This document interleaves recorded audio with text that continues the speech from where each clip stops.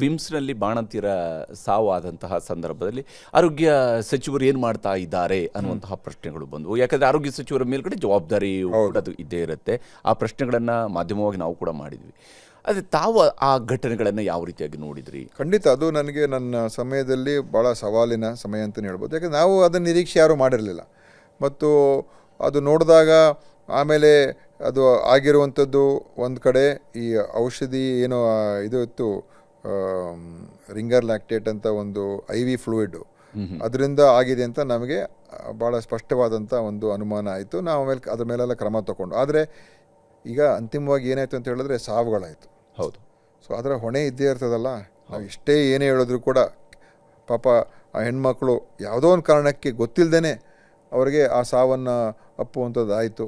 ಆ ಮಗುವಿಗೆ ಆ ತಾಯಿ ಕಳ್ಕೊಂಡ್ರು ಅಲ್ವಾ.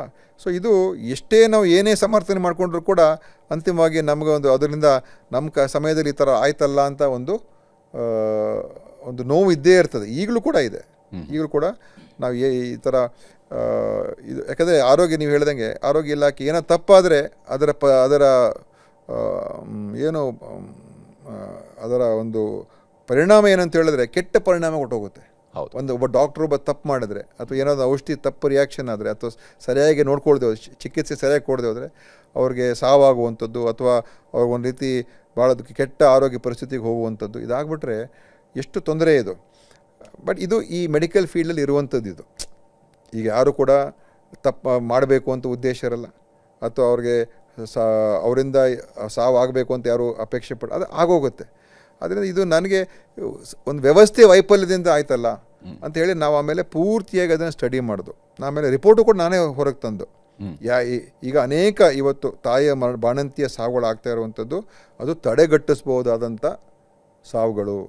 ನಮ್ಮ ವ್ಯವಸ್ಥೆ ಸರಿಯಾಗಿದ್ದರೆ, ಸರಿಯಾದ ಸಮಯಕ್ಕೆ ಚಿಕಿತ್ಸೆ ಸಿಕ್ಕಿದ್ರೆ, ಮೊದಲೇ ನಮಗೆ ಯಾರು ಬಾಣಂತಿಯರಿಗೆ ಹೆಚ್ಚು ಸೂಕ್ಷ್ಮತೆ ಇದೆ, ಹೈ ರಿಸ್ಕ್ ಪ್ರೆಗ್ನೆನ್ಸಿ ಅಂತ, ಅದನ್ನು ನಾವು ಸರಿಯಾಗಿ ಐಡೆಂಟಿಫೈ ಮಾಡಿದ್ರೆ ಖಂಡಿತ ಅವ್ರನ್ನ ಉಳಿಸುವಂಥ ಸಾಧ್ಯತೆ ಇದೆ. ಬಹುಶಃ ವಿಮ್ಸ್ ತಾಯಂದಿರ ಸಾವು ಅದಾದ ನಂತರ ಈಗ ಕಳೆದ ಬಜೆಟ್ನಲ್ಲೂ ಕೂಡ ತಾಯಂದಿರ ಮರಣ ಪ್ರಮಾಣವನ್ನು ಕಡಿಮೆ ಮಾಡೋದ್ರ ಕಡೆಗೆ ನೀವು ಒಂದು ಪರ್ಟಿಕ್ಯುಲರ್ ಟಾರ್ಗೆಟ್, ಹೌದೌದು, ಕೇರಳದ ಒಂದು ಎಕ್ಸಾಂಪಲ್ನ ಸೆಟ್ ಮಾಡಿಕೊಂಡು ಕೂಡ ತಾವು, ಹೌದು, ನಾವು ಅದಕ್ಕೆ ಸ್ಟಡಿ ಮಾಡೋದು. ಆ ಒಂದು ಘಟನೆಯೂ ಕೂಡ ಇದಕ್ಕೆ ಪ್ರೇರಣೆ, ಆ ಘಟನೆ ಭಾಳ ಪ್ರೇರಣೆ ನೀಡಿತು. ನಾವು ಅವಾಗ ಏನು ಮಾಡೋದು, ಎಲ್ಲ ಇಂಥ ಸಾವುಗಳನ್ನು ಆಡಿಟ್ ಮಾಡೋದು. ಯಾಕಾಯಿತು, ಏನು ಕಾರಣ, ಎಲ್ಲಾಯಿತು, ಇದೆಲ್ಲ ಆಡಿಟ್ ಮಾಡಿ ಎಲ್ಲೆಲ್ಲಿ ಗ್ಯಾಪ್ಗಳಿದೆ ಅಂತ ಮಾಡಿ ನಾನು ಆದ ನಂತರ ಸಿದ್ದರಾಮಯ್ಯ ಸಾಹೇಬರ ಆಯುರ್ವೇದಲ್ಲೇ ಏನು ಇದನ್ನು ಶೂನ್ಯಕ್ಕೆ ಇಳಿಸ್ಬೇಕು, ಯಾವುದು ಬಾಣಂತಿಯರ ಸಾವು ತಡೆಗಟ್ಟಿಸ್ಬೋದಾದಂಥ ಏನು ಸಾವಿದೆ ಅದನ್ನು ಶೂನ್ಯಕ್ಕೆ ಇಳಿಸ್ಬೇಕು ಅಂತೇಳಿ ಒಂದು ಕಾರ್ಯಕ್ರಮವನ್ನೇ ನಾವು ಈಗ ಮಾಡಿದ್ದೇವೆ. ಈಗ ಅದಾದಮೇಲೆ ಕಳೆದ ವರ್ಷ ನಮಗೆ ಒಂದು 24% ಕಮ್ಮಿಯಾಗಿದೆ. ನಾವು ಕೇರಳ ತಮಿಳುನಾಡಿಗೆ ಹೋಲಿಕೆ ಮಾಡಿದ್ರೆ ಕರ್ನಾಟಕ ಇಲ್ಲಿ ನಮ್ಮ ತಾಯಿ ಮರಣ ಸೂಚ್ಯಾಂಕ ಬಾಣಂತಿಯ ಏನು MMR ಅಂತ ಹೇಳ್ತೀವಿ, ಮೆಟರ್ನಲ್ ಮೊರ್ಟಾಲಿಟಿ ರೇಟು, ಅದು ಅವ್ರಿಗಿಂತ ಜಾಸ್ತಿ ಇದೆ. ದೇಶದ ಒಂದು ಇದನ್ನು ನೋಡಿದ್ರೆ ನಾವು ಭಾಳ ಕಮ್ಮಿ ಇದ್ದೀವಿ.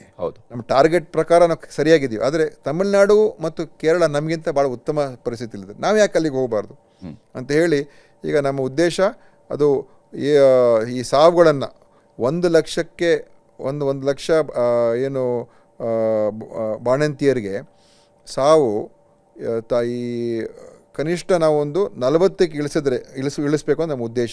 2000 ನಮ್ಮ ಅವಧಿ ಏನು ಮುಗೀತದೆ 2028, 40ಕ್ಕೆ ಇಳಿಸ್ಬೇಕು. ಅಂತಿಮವಾಗಿ ಅದನ್ನು 20 ತೊಗೊಂಡೋದ್ರೆ ನಾವು ಅಂತಾರಾಷ್ಟ್ರೀಯ ಮಟ್ಟದ ಒಂದು ಸೂಚ್ಯಾಂಕಕ್ಕೆ ಹೋಗ್ತೀವಿ. ಆ ಒಂದು ನಿಟ್ಟಿನಲ್ಲಿ ಕೆಲಸ ಮಾಡ್ತಾ ಇದ್ದೀವಿ.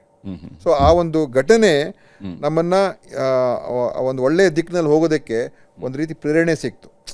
ಈ ಥರ ತಪ್ಪುಗಳು ಹೇಗೆ ನಾವು ನಿಲ್ಲಿಸಬೇಕು, ಹೇಗೆ ನಾವು ವೈದ್ಯರಲ್ಲಿ ಇರೋ ಥರ ಮಾಡ್ಕೋಬೇಕು, ಏನೇನು ಔಷಧಿಗಳು ಇಟ್ಕೋಬೇಕು, ಯಾವ ರೀತಿಯಾಗಿ ಅವ್ರನ್ನ